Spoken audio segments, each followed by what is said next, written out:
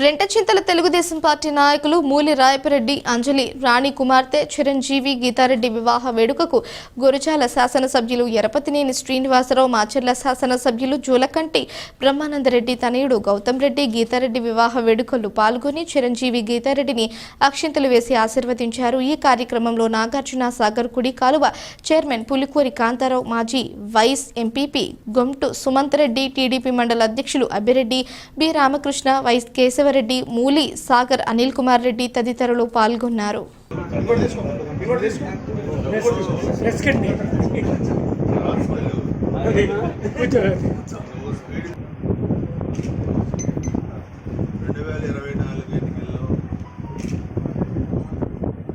రాష్ట్రంలో ఈ ప్రభుత్వానికి ఉన్న చిత్తశుద్ధిని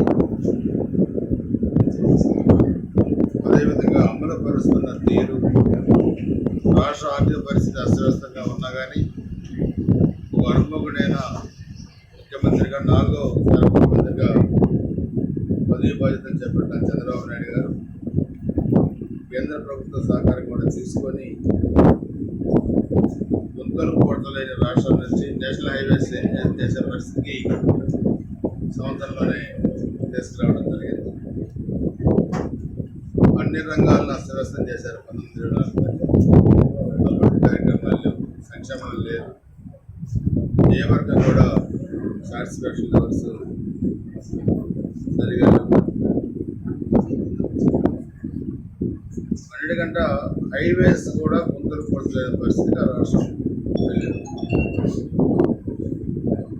మాట్లాడితే గొడవలు, మాట్లాడితే కొట్లాటలు, మాట్లాడితే కేసులు, మాట్లాడితే హత్యలు, రాజకీయాలు, ఆస్తుల విధ్వంసం, చివరికి పెళ్లిళ్ళు కూడా జరగొట్టే పరిస్థితి వచ్చారు. ఇవన్నీ కూడా మనం ఇచ్చారు. వైశాఖ పరిపాలన 30 సంవత్సరాలు ఉంటాం, మాదే రాజ్యం, మేము చెప్పిందే జరగాల, ఆర్చీలు కూల్చారు, ఆస్తులు విధ్వంసం చేశారు, కేసులు పెట్టారు, రాజకీయాలు చేసి 100,000 కోట్లు సంపాదించారు. ఈరోజు